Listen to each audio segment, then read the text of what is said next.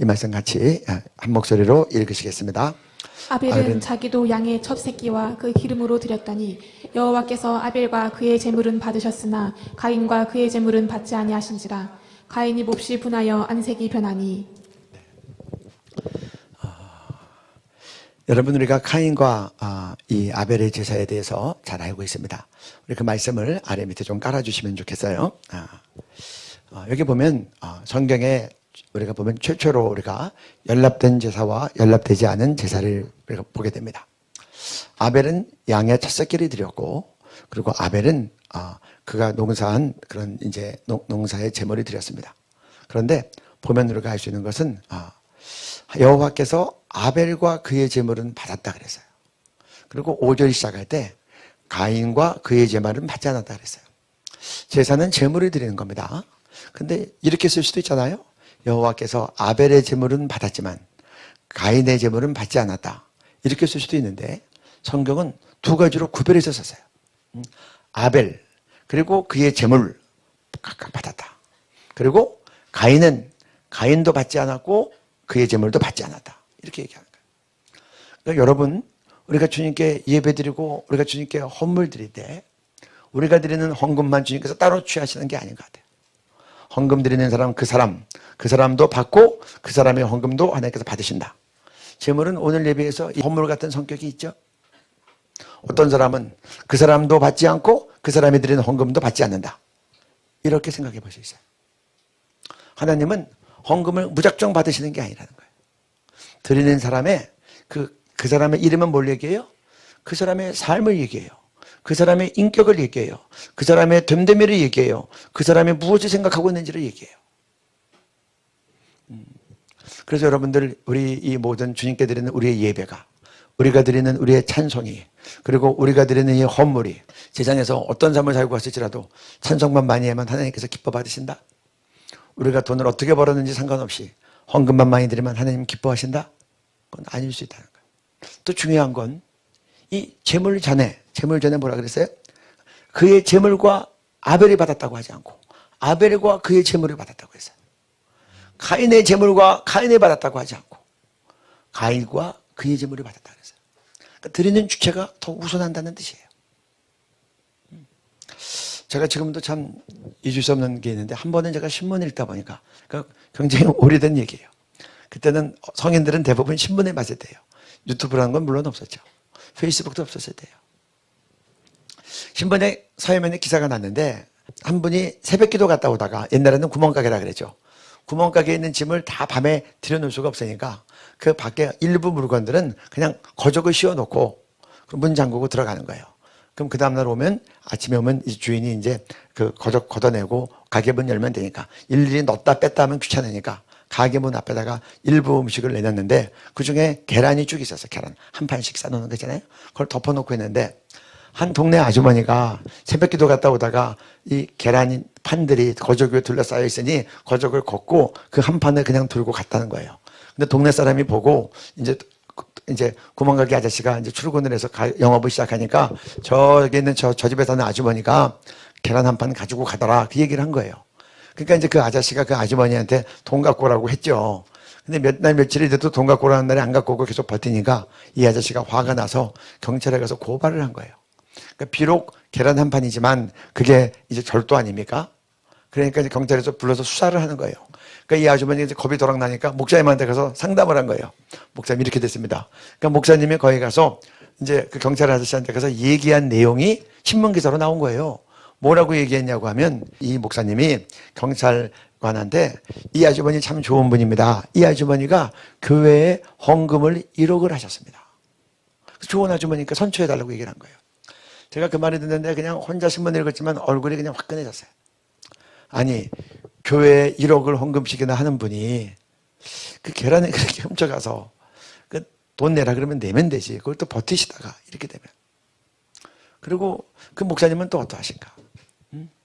아니, 교회에 헌금만 1억씩 하면 계란 한 판 도둑질해도 괜찮아요? 경찰 앞에 가서 절도죄로 신문에 봤는데 헌금 많이 했으니 이 아주머니 좋은 사람이니 봐달라고 하는 게, 그게 우리의 합당한 모습일까? 먼저 잘못했다고 사죄하고 배상하고 다시는 안 그러겠다고 하고, 그러니까 우리가 바깥에서는 어떻게 어떻게 살든지 간에 헌금만 많이 하면 장땡이에요. 우리 이런 부분을 좀 돌아봐야 될 것 같아요. 우리의 헌금이 하나님 앞에서 깨끗한가? 하나님 앞에서 받으실 만한 건가? 내가 바깥에서 사기치고 내가 다른 사람들에게 강도질하고 그래서 뺏은 돈으로 교회 와서 보란듯이 헌금 많이 하고 그리고 그렇게 헌금 많이 하고 교회에서는 이제 행사 때마다 후원 헌금 많이 해서 그냥 집사가 되고 안수 집사가 되고 장로가 되고 그러면 괜찮은 거예요? 마태복음 5장 24절 25절 말씀 우리 같이 한번 읽습니다. 그러므로 이물을 제단에 드리려다가 거기서 내 형제에게 원망 들을 만한 일이 있는 것이 생각나거든 예물을 제단 앞에 두고 먼저 가서 형제와 화목하고 그 후에 와서 제물을 드리라.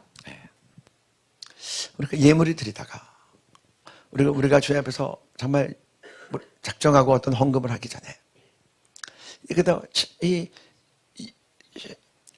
고발 원망받은 일이 말씀 앞에 보여주세요. 원망받을 만한 일이 있거든. 내가 남한테 상처를 주었다든지 부당하게 했던 것들이 만약에 떠오른다. 그러면 그 예물 드리기 전에 먼저 와서 형제하고 화목하고 그리고 제물을 드리라고 얘기하는 거예요. 이 말은 바깥으로 무슨 말이에요? 너 그렇게 남에게 원통한 일하고 남에게 억울한 일하고 그러고 나서 원망받을 만한 일이 분명히 있는데 제물 드리면 그 제물 하나님께서 안 받으셔 라고 하는 뜻이 여기 암시되어 있는 거 아닐까요? 그러니까 그 제물 드리고 나서 성경 논리가 그래요. 그러면 제물 드리니까 제물 드리고 가서 풀어가 아니에요. 드리기 전에 가서 풀어. 왜냐하면 그 예물이 상달 안 될 수 있으니까. 그래서 우리가 이 제물이라는 것이 우리의 입술의 찬송의 제사, 입술의 제사일 수 있어요. 우리가 드리는 어떠한 기도가 우리의 제물일 수도 있어요. 또 구체적으로 우리가 드리는 헌금이 우리의 제물일 수 있어요. 그래서 우리가 원망 많은 일이 생각나거든 예물을 제단 앞에 두고 왜냐하면 하나님께서 안 받으실 수 있으니까 마땅히 원통하게 원망 드릴 만한 것들이 있다면 풀 것들을 가서 풀라고 얘기하시는 거예요. 그래서 그 형제와 화목하고 그 위에서 예물을 드리라. 우리가 이 말씀을 잘 돌아봐야 될 일입니다. 마태복음 7장 22절부터 23절까지 말씀 같이 읽습니다. 자, 시작. 그날에 많은 사람이 나더러 이르되 주여 주여 우리가 주의 이름으로 선지자 노릇하며 주의 이름으로 귀신을 쫓아내며 주의 이름으로 많은 권능을 행하지 아니하였나이까 하리니 그때에 내가 그들에게 밝히 말하되 내가 너희를 도무지 알지 못하니 불법을 행하는 자들아 내게서 떠나가라 하리라. 네. 여러분 이 말씀 우리가 마음에 잘 간직해야 됩니다. 우리가 주여 삼창 많이 하죠. 주님 부르고 기도하죠. 주여 주여 주의 이름으로 선지자 노릇하고 바꿔 말하면 말씀도 많이 전한다는 얘기예요.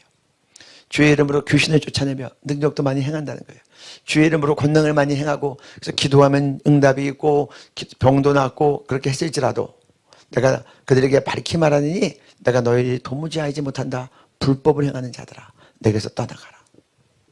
이 말은 좀 무서운 말이에요. 우리가 불법을 행하면서도 우리가 주님께 받은 은사와 권능이 있으면 그대로 나갈 수 있다는 거예요. 그러니까 여기서 이 많은 은사와 권능은 두 가지로 생각해 볼 수 있어요. 성령으로 오지 않은 것. 그것이 주의 이름으로 행했을 때 여기에 해당될 수도 있어요. 또 한 가지는 기왕해 주신 은사였기 때문에 신유의 은사가 있는데 신유의 은사 같은 걸 받고 우리가 변질하면 그리고 우리가 이 예수 이름으로 귀신 쫓으면 귀신이 나가니까 그럼 귀신 쫓는 권능도 받았지만 그 받은 은사를 두렵고 떨림으로 바르게 사용하지 않으면 은사를 주신 분이니까 하나님께서 그 은사는 그냥 유지했을지라도 불법을 행하면 하나님께서 내가 너를 도무지 알지 못한다. 내게서 떠나가라. 그렇게 얘기한다. 그러니까 여러분 우리가 설교를 잘한다고 그리고 우리가 성경을 잘 가르친다고 그리고 우리가 예수 이름으로 귀신을 쫓았다고 그리고 우리가 주의 이름으로 많은 권능을 행한다고 그러면 그 사람은 안전빵이다. 100% 신뢰해야 된다? 아닌 거예요. 주님께서 우리에게 내가 너희를 도무지 알지 못한다. 불법을 행하는 자들아 떠나가라. 우리가 말씀을 전하면서도 불법을 행할 수 있다는 거고 우리가 귀신을 쫓으면서도 불법을 행할 수 있다는 거고 우리가 많은 권능을 행하면서도 불법을 행할 수 있다는 거예요. 그래서 하나님 우리가 정말 주의 이름으로 행세하면서 주의 이름으로 우리가 여러 가지 성경에 나타난 이적을 행한다고 하면서 불법을 행하는 자가 되지 않도록 우리 자신을 우리의 삶을 하나님 앞에서 바르게 돌아보게 해 주옵소서. 이것이 우리의 기도의 제목이에요.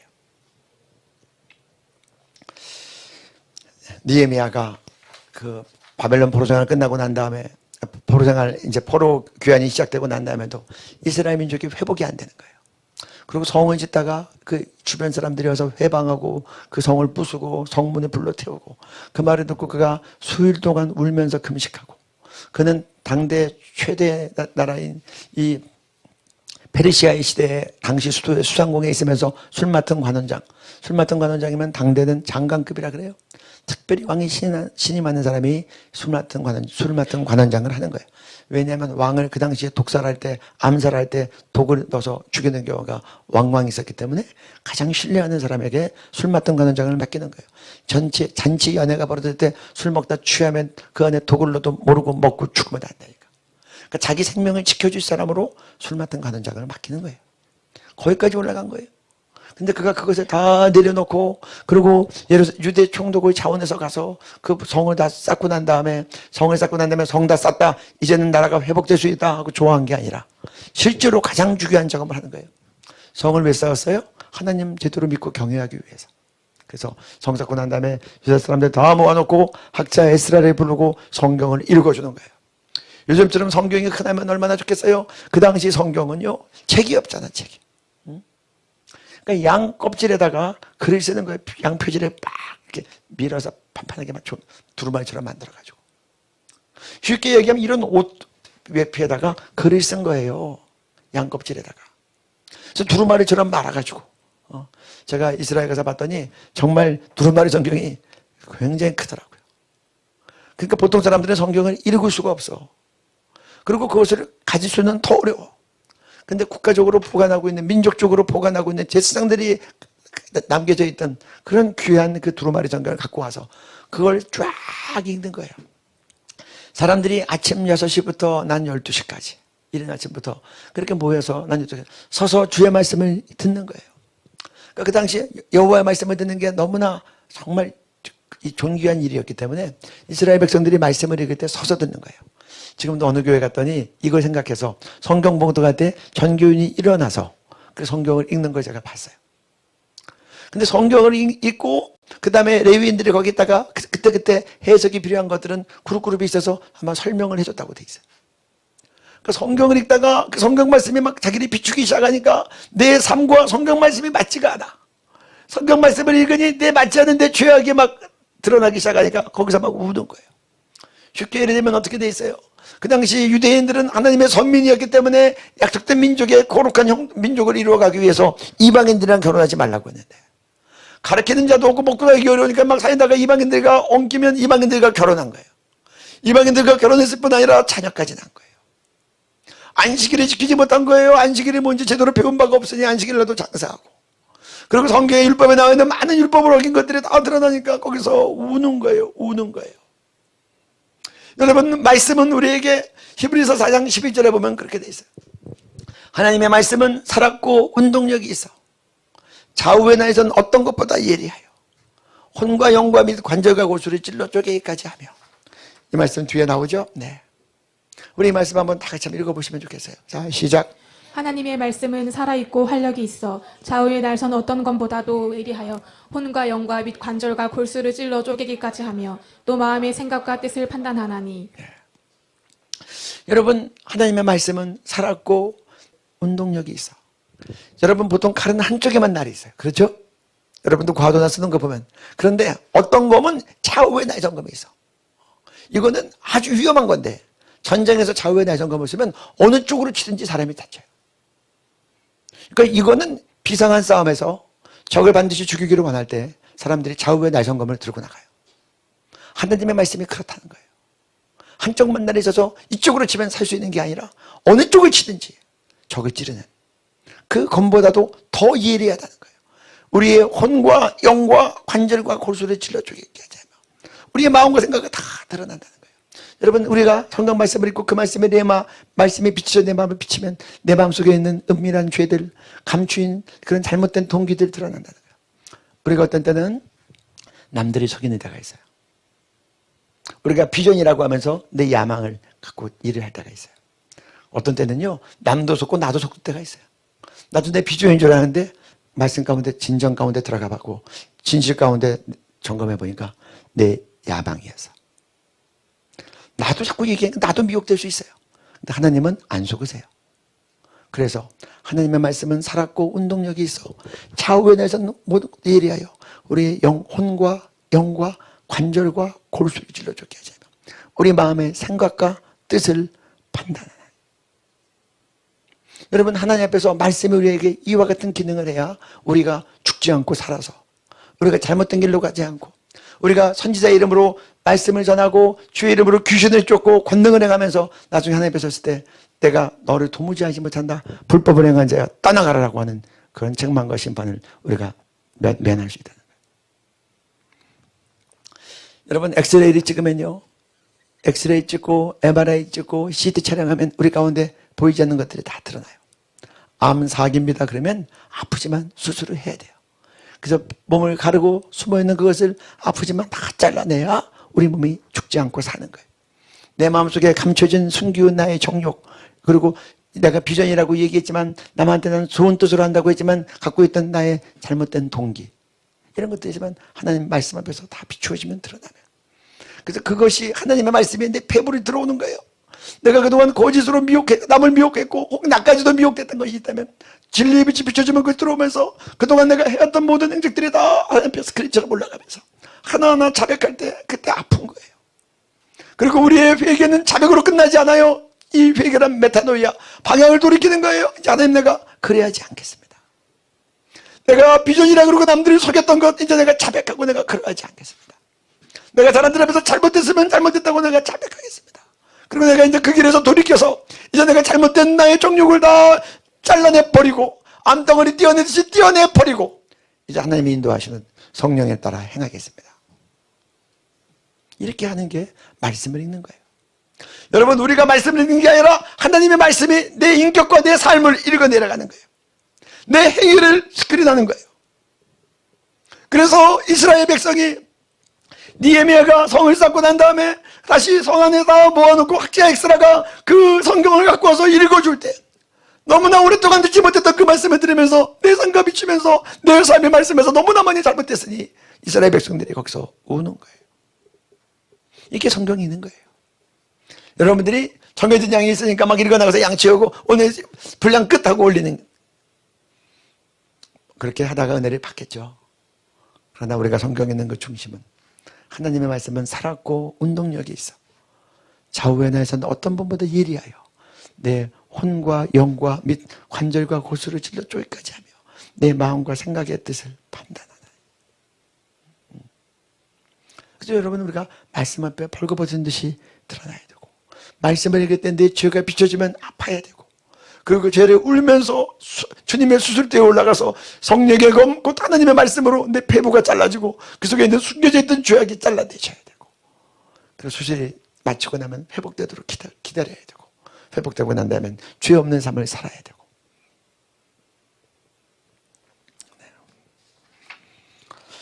그래서 시편 19편 10절에 보면 그렇게 얘기해요. 내 입의 말과 내 마음의 묵상이, 19편 10절에 주님께 연락되기를 원하나이다. 우리가 이 찬양 많이 부르죠. 나의 입술의 모든 말과 나의 마음의 묵상이 주께 연락되기를 원하네. 우리 가운데 죄가 다 잘려서 나가고, 그리고 우리 가운데 성령님의 임재하심이 있고, 그리고 우리가 육체의 소욕에 따라 행하지 않고 이제는 성령에 따라 행하면 그때는 나의 입술의 말과 내 마음의 묵상이 주께 연락된다는 거예요. 저는 사무엘서에 나오는 그 말씀이 참 너무나 귀하게 생각이 돼요. 저도 기도하는 사람인데 저도 말을 좀 조심하려고 힘을 쓰는데 쉽지가 않아요. 사무엘상 3장 19절에 보면 그렇게 돼 있어요. 사무엘이 자라매 여호와께서 그와 함께 계셔서 그의 말이 하나도 땅에 떨어지지 않게 하시니. 그가 여호와 앞에서 자라나는데 하나님이 함께 하시니 그의 말이 하나도 땅에 떨어지지 않았다. 이 말은 무슨 말이에요? 그가 허튼 말하지 않고 하나님 앞에서 합당한 말, 성령이 주시는 합당한 말만 하고 살았다는 거예요. 자기 말한 대로 이게 다 이루어지면 되겠습니까? 그가 성령 안에서 하나님의 뜻대로 말하고 살았다는 거예요. 여러분, 여기에 해당되는 주님의 말씀이 있어요.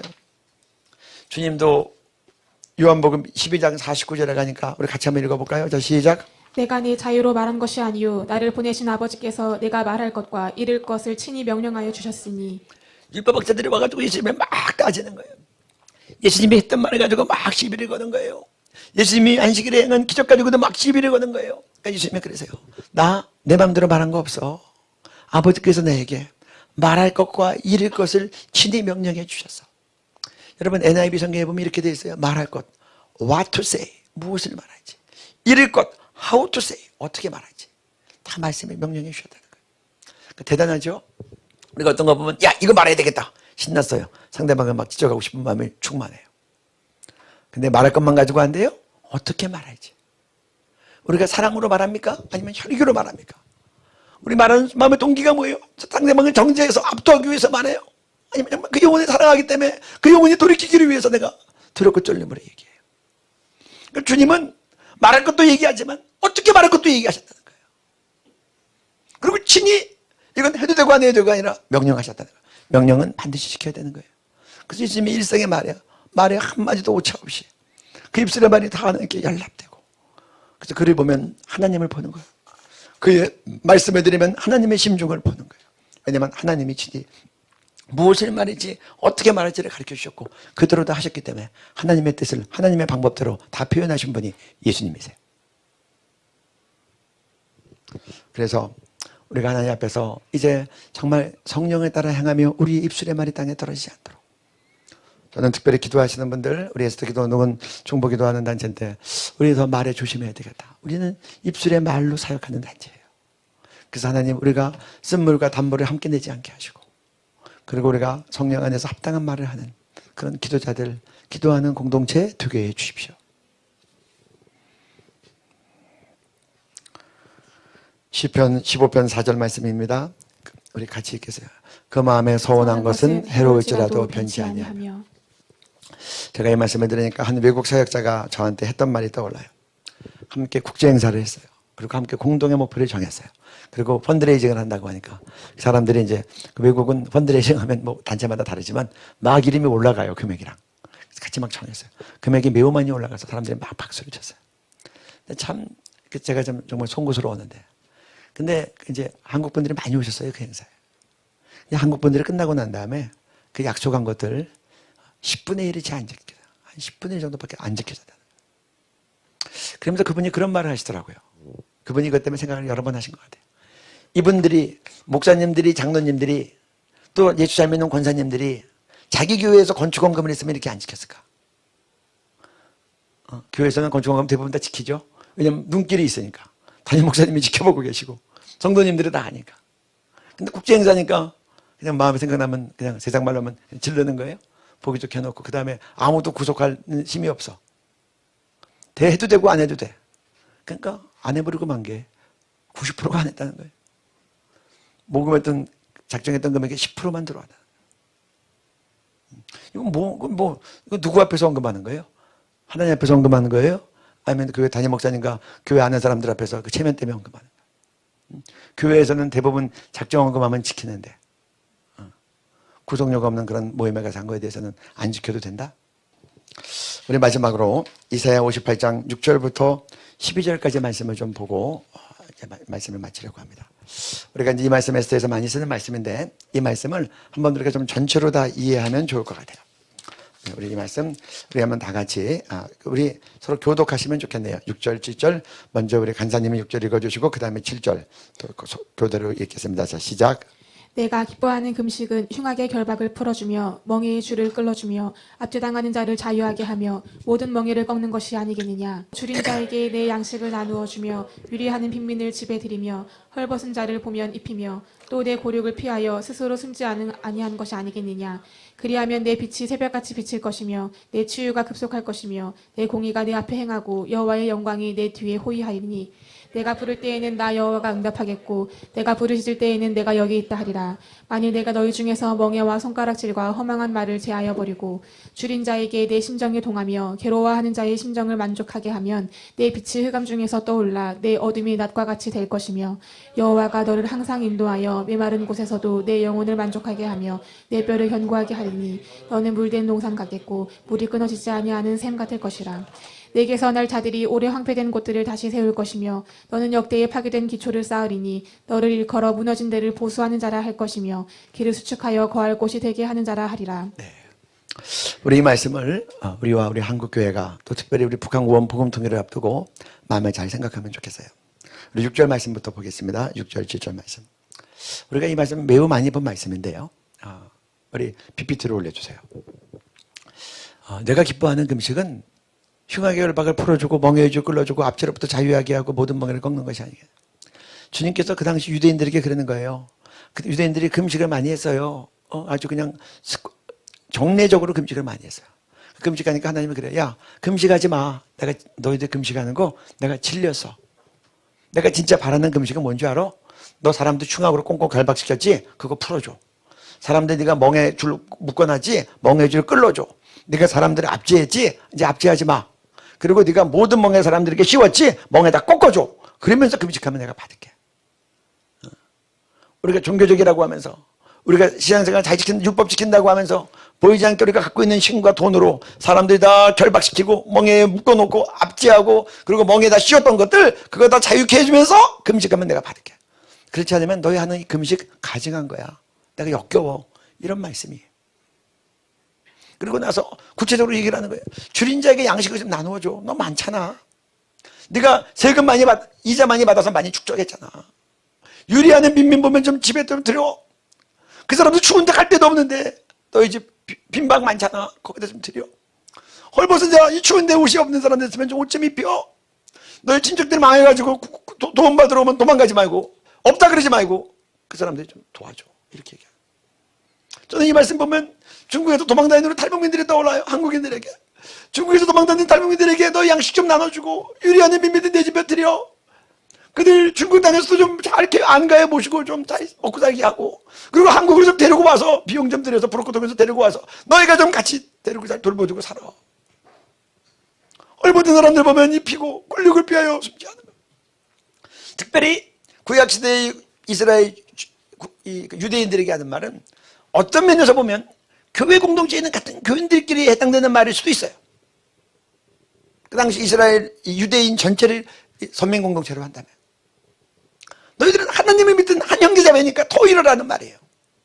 그러니까 우리 성도들 안에서 교회들은 더 이루어야 되고 지성소 안에 있는 지체들은 더 이루어야 되고 그리고 이 말씀은 우리 믿는 사람들을 넘어서서 우리 사회 가운데 있는 우리 동족들에게도 그리고 우리 동족이 아닐지라도 하나님께 주신 모든 이웃들에게 통일하게 하나님께서 우리에게 주시는 말씀인 거예요. 여러분 너 양식이 있으면 나눠 먹어. 너 집 있으면 집 없는 사람들 빈민들 유리광할 때 그들 죽지 않게 집에 들여. 그리고 네 골육을 피해서 특별히 필주적인 책임 집안 가운데 있는 분들 피해서 숨지 마. 이렇게 얘기하는 겁니다. 그 다음에요. 그러면 우리 8절에 보니까 내 빛이 새벽같이 비칠 것이며 내 치유가 급속하고 내 공의가 내 앞에 행하고 여호와의 영광이 내 뒤에 호위한다. 여러분 사람마다 빛이 있어요. 그래서 다니엘서 12장에 보면 그렇게 되어 있죠. 9장에 보면 많은 사람들이 의의 길로 돌아온 자는 궁창의 별처럼 영원토록 비치리라. 어떤 사람은 밝은 빛이 있고 어떤 사람은 작은 빛이 있어요. 이와 가면 내 빛이 새벽불같이 비칠 것이에요. 여러분 해 뜨는 새벽을 보셨어요? 빛이 쫙 어둠을 지르면서 그 빛이 올라가는 거예요. 그리고 네 치유가 급속할 것이고 몸이 아프세요? 하나님께서 병도 급하게 치료해 주시고 우리의 마음의 상처도 치유하신다는 거예요. 그리고 내 공의가 앞에 가고 여호와의 영광이 내 뒤에 호위하리니. 여러분들 이렇게 정말 진리 가운데 공의롭게 사는 사람들에겐 여호와의 빛이 있어서 우리들의 싸움이 혈과 육의 싸움이 아니에요. 다른 사람이 하면 안 되는데 이 사람이 하면 되는 거예요. 여러분 다른 사람이 하면 안 되는데 요셉이 하면 되는 거예요. 다른 사람이 하면 안 되는데 다니엘이 하면 되는 거예요. 그러니까 그가 포로로 끌려갔지만 총리 중에 총리가 되는 거예요. 예수 믿는 하나님 믿는 것 외에는 흠잡힐 게 없는 거예요. 그가 노예로 끌려갔지만 너무 탁월하니까 보디발 모든 집안의 총무가 되는 거예요. 너무나 일을 잘하니까 이 보디발이 경호대장이 아예 간섭을 안 해. 자기 와이프 외에는 간섭을 안 해. 네가 다 알아서 해라. 자기가 간섭하면 일이 효율성이 더 떨어져. 알아서 하면 제일 잘하니까. 근데 그가 억울하게 감옥에 갔지만 감옥에 가서도 여기 나와 있는 것처럼 그의 공의가 요셉 앞에 가고 여호와의 영광이 요셉을 호위하니까 그냥 숨길 수가 없는 거예요. 그러니까 간수가 다 맡겨. 돌아보지 않아. 여러분, 간수였는데 그가 갑자기 어떻게 애굽의 총리가 됐겠어요? 애굽 바로가 바보입니까? 주변의 말들을 다 했겠죠? 야, 어떻게 이렇게 영특한 사람이 있어? 이 사람은 억울하게 온 사람이에요. 감옥에 있었을 때도요, 아주 훌륭했어요. 그게 하나님의 그의 신이 그와 함께 있어요. 그런 직원들이 수없이 나오니까 바로가 그를 애굽의 총리로 세운 게 아니겠어요? 성경에 다 기록되어 있지 않지만 그런 일이 반드시 있었지 않았겠냐고요. 총리를 그냥 세웁니까? 요새도 장관 세울 때도 청문회를 하는데. 그래서 이렇게 우리가 정말 하나님의 말씀대로 이웃을 돌보고 사랑하고 섬기고 그리고 공의롭게 살면 우리 영혼 가운데 이런 이 진리의 빛이 나오고 하나님의 영광이 호위해서 빽빽한 어두움도 이 사람이 가면 영계가 바뀌는 거예요. 많은 사람이 분탕질을 하고 시기를 하고 판이 갈라지더라도 진리의 빛이 분명하고 하나님의 공의와 공의를 있는 사람이 가면 영적 분위기가 바뀌는 거예요. 하나님은 오늘 지정소의 젊은이들이 그렇게 세워지기를 바라는 거예요. 그래서 뭐래요? 9절에 가니까 내가 부를 때에 나 여호와가 응답하겠고 내가 부를 때에 내가 여기 있다 하리니. 만일 내가 여러분들 그래서 부를 때마다 아무리 목이 터지게 불러도 주님 나 너 몰라 안 들어 네 죄가 나와 너 사이를 막았어 이런 말 하지 않고 우리가 부르면 주님께서 응답하고 내가 부르시면 내가 여기 있어라고 달려오고 그런 자가 된다는 거예요. 그러면서 주님께서 우리에게 너희 중에 멍에와 손가락질과 허망한 말이 제하여 버리고 그 다음 말씀이 줄인 자에게 내 심정이 통하며 괴로워하는 자의 심정을 만족하게 하며 내 빛이 흑암 중에 떠올라 내 어둠이 낮과 같이 될 것이며. 여러분, 줄인 자에게 감정이 통해야 돼요. 저는 우리 때는요 이제 학교 급식이 없었을 때고 도시락을 싸왔는데 제가 초등학교 다닐 때는 도시락을 못 싸오는 친구들이 있었어요. 그러면 배가 고프니까 점심시간이 되면 그 당시 학교 운동장에 수도꼭지가 쫙 줄 서서 있었어요. 그럼 거기 가서 틀고 수돗물로 배를 채우고 들어오는 애들이 있었고 그리고 어렸을 때는 굶어 죽는 사람도 있었고 겨울에는 얼어 죽는 사람이 있었어요. 지금 제가 서울 얘기하는 거예요. 서울.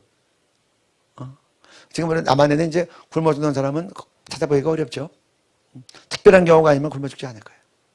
근데 지금 우리 조금만 북쪽으로 가면 있는 북한 동포들은 지금도 굶어 죽는다고 데일리 NK의 기사가 계속해서 뜨고 있어요. 고난의 행군 시기에는 BBC 방송에 의하니까 최대 300만 명까지 굶어 죽었다고 국제적인 방송에 얘기를 하고 있어요. 아까 얘기한 것처럼 내 골육을 피하여 숨지 말라고 했는데 우리 북한 동포들의 굶주림에 대해서도 우리가 안타까움을 가져야 돼요. 그렇게 얘기하면서 줄인 자에게 내 심정에 도하며 괴로워하는 자의 심정을 만족하게 하며. 여러분들 우리 주변에 괴로워하는 사람들이 있습니까? 그들의 심정을 만족하게 하면 내 빛이 흑암 중에 떠올라 내 어두움이 낮과 같이 될 것이며. 여러분 그냥 영적인 권능이 있고 귀신 잘 쫓고 병 많이 났고 진짜 실력은요 여기 나와 있어요. 줄인 자와 놔두고 괴로워하는 자를 돕고 하나님께서 내 빛이 어둠의 낮과 같이 환하게 비춰주고 그리고 모든 어둠의 세력이 네 앞에 견디지 못하고 쓰러진다는 11절 말씀 봅니다. 이 말씀 같이 다시 한번 읽습니다. 시작. 여호와가 너를 항상 인도하여 메마른 곳에서도 내 영혼을 만족하게 하며 내 뼈를 견고하게 하리니 너는 물된 동상 같겠고 물이 끊어지지 아니하는 샘 같을 것이라. 그렇게 되면 너는 메마른 곳에서도 내 영혼을 만족하게 하고 내 뼈를 견고하게 하리니 우리가 강건하게 산다는 거예요. 그리고 너는 물된 동상 같겠고 물이 끊어지지 않은 샘 같을 것이다. 여러분들은 우리 대한민국에서 이 말이 잘 실감이 안 날 거예요. 물된 동상 같겠고 찬양도 하지만 우리는 우리나라의 산은 축복받은 산이에요. 늘 비가 적당하게 잘 와서 늘 푸르러요.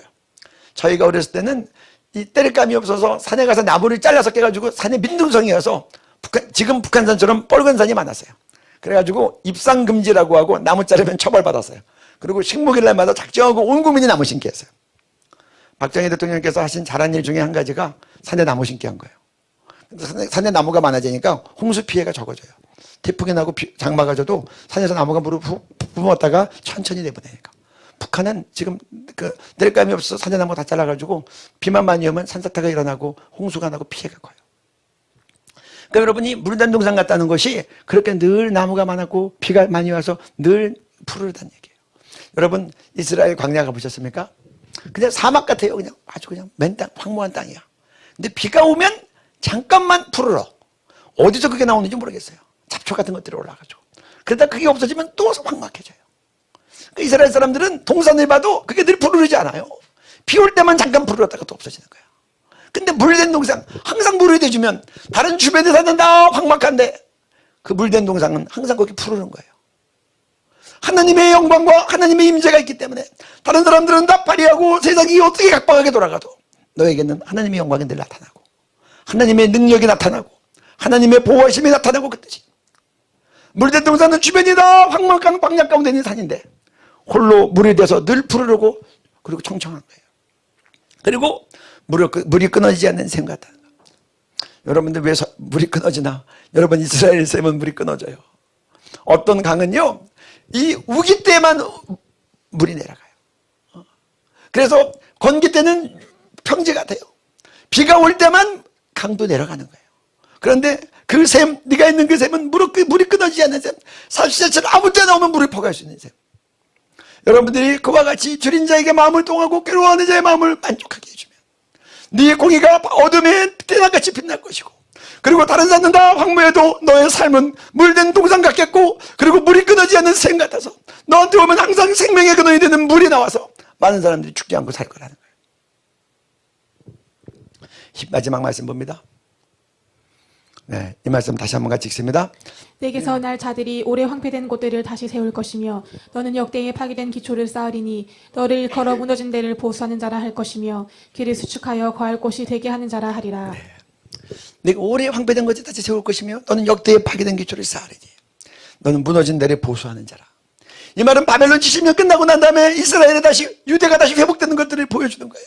그때 하나님께서 그와 같은 자들을 통해서 이스라엘의 황폐된 것을 다시 세우고 역대에 파괴된 기초를 쌓고 무너진 데를 보수한다는 거예요. 이런 사람이 누구예요? 이런 사람이 느헤미야예요. 이런 사람이 누구예요? 이런 사람이 에스라예요. 오늘 우리 21세기 한반도에서 어떤 사람이에요? 북한 농부들, 북한의 그 오래 황폐된 것을 다시 세우고 북한의 파괴된 기초를 다시 쌓고 무너진 데를 보수하는 우리 지성소의 몇 청년들이 되는 거예요. 그래서 여러분들 오늘 읽은 이사야서 58장 6절부터 12절까지의 마음을 묵상하시고 하나님 우리가 이제 오래 황폐된 북한을 세우게 하시고 파괴된 기초를 다시 쌓게 하시고 평양의 동방의 예루살렘 평양을 다시 회복시키는 자가 되게 하시고 역대 무너진 기초를 다시 쌓고 그리고 하나님 그 무너진 데를 보수하는 자가 되게 해주십시오. 무너진 길을 수축하는 자가 되게 하여 주십시오. 우리들은 여러분이 그렇게 되기를 기도하는 거예요.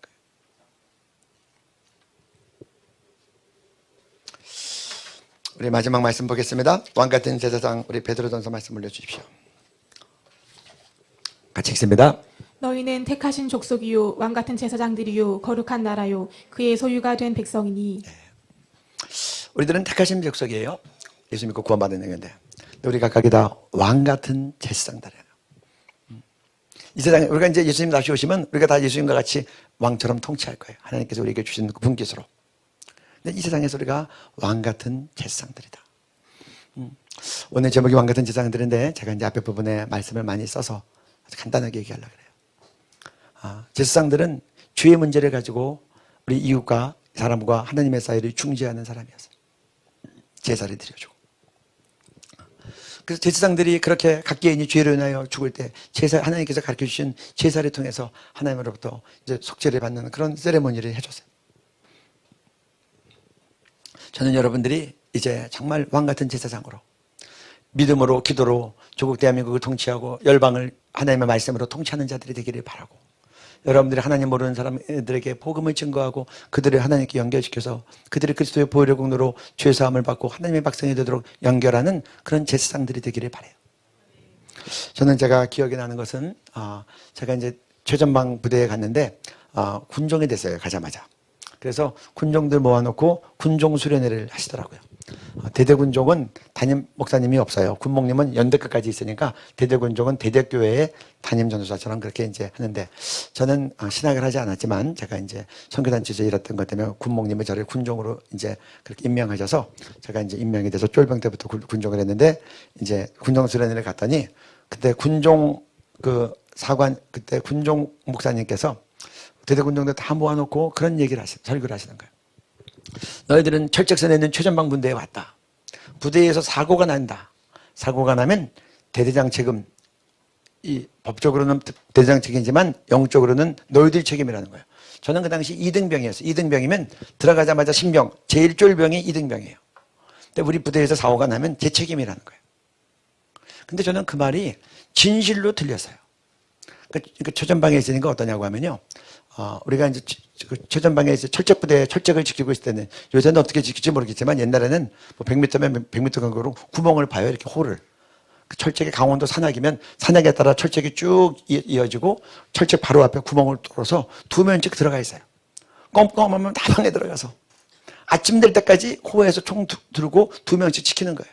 여러분, 바깥에 1시간만 서 있어도 추워요. 겨울에. 그 추운 강원도 철원에 나무도 다 깎았어. 왜냐하면 적들이 오면 잘 보이라고.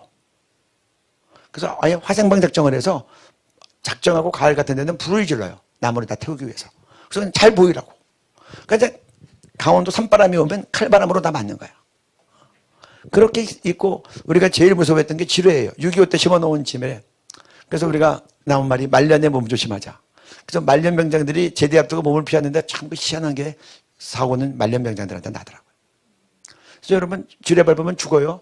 발목 지뢰 밟으면 발목만 잘라져요. 그래서 우리가 하루에 생명수당을 100원씩 받았어요. 80년대 초 얘기예요. 80년대 초. 근데 그것도 한 달이면 3,000원 적지 않아요. 제가 신방 갔을 때 한 달 월급이 3,000원이었어요. 생명수당도 한 달치 모으면 3,000원. 요새 뭐 많이 받는다 그러더라고요. 그래서 우리가 우리 100원짜리 인생이라고 했어요. 근데 철책에 있을 때는 1년 동안 면회도 안 되고 휴가도 없어요. 근데 제가 부대를 갔는데 사고가 났어요. 우리 하사관 한 명이 자기 애인이 변심했는데 면회도 안 되고 외출도 안 되고 그다음에 휴가도 없으니까 견디다 못해서 슈레탄을 까고 자포간 거예요. 그래서 정말 마음이 아팠어요. 제가 쫄병이었는데. 그래서 제가 대대장실로 갔어요. 그 당시 대대장실이 전방이라 벙커 같은 데 있어가지고 바닥이 온돌처럼 돼 있었어요. 온돌은 아니지만 돌이 돼 있어요. 근데 그 대장님이 불교 신자였어요. 제가 군종수련회 때 군목님이 하신 말씀이 떠올라서 그 앞에 가서 군종은 대대장님한테 직접 주의 보고를 할 수 있었어요. 그래서 제가 가서 그 앞에서 무릎을 꿇고 잘못했습니다. 제가 기도하지 않아서 이런 일이 생겼습니다. 제가 기도를 안 하진 않았죠. 어설프게 했죠. 중심으로 용서를 빌었어요. 대대장님이 당황해 하시더라고요. 얘가 지금 무슨 말 하는 건가. 그 다음에 철책에서 내려왔어요. 그 다음에 회바라 그래서 나머지 훈련 받고, 2년 훈련 받으면 다시 1년 들어가고, 세계 연대가 돌아가면서. 그래서 나와서 이제 회바에서 있는데, 그때는 우리 사병 중에 하나가 탈영을 했어요. 그것도 이분도 가정에 문제가 있으니까, 이분은 결혼한 분인, 결혼하고 나서 사병으로 왔는데, 가정에 문제가 생기니까 탈영을 하더라고요. 그때는 기독교인 대대장님이셨어요. 그때 제가 대대장실로 또 올라갔어요. 잘못했다고 용서를 빌었어요. 여러분, 이게 왕 같은 제사장인 거예요. 여러분들이 가정에 문제가 생기면 하나님 내 탓이오라고. 여러분의 교회가 문제가 생기면 손가락질하지 않고 하나님 이게 제 잘못입니다라고. 여러분의 학교에 문제가 생기면, 여러분의 직장에 문제가 생기면 손가락질하고 저는 나쁜 놈이 아니라 하나님 제가 이 직장을 위해서 빛과 소금 되지 못하고 중보하고 왕 같은 제사장 되지 못한 것을 용서해 주십시오. 국가가 어려움을 당하면 누구누구 잘못하고 누구누구 속게 아니라 하나님 내 탓입니다. 내가 기도하지 않아서. 내가 하나님의 말씀대로 붙잡고 기도하고 이 나라를 위하여 기도하지 않고 나 자신이 올바르게 살지 못한 거예요. 그게 왕 같은 제사장이에요. 여기 나와 있는 것처럼 성문어진 들에 막아서서 나로 멸하지 못하게 할 사람을 찾다가 내가 찾지 못한다. 왕 같은 제사장으로 사는 사람 없으면 하나님께서 그냥 신뢰하려고 할 때 막을 사람이 없으니 무너진다는 거예요. 공동체가 잘못했을 때, 죄악 가운데 있을 때 하나님 뇌죄입니다. 용서해 주십시오. 하나님이 때려야 되겠는데 손을 붙잡고 막으니 때릴 수가 없어요. 우리 민족에게 그런 젊은이들이 필요한 겁니다.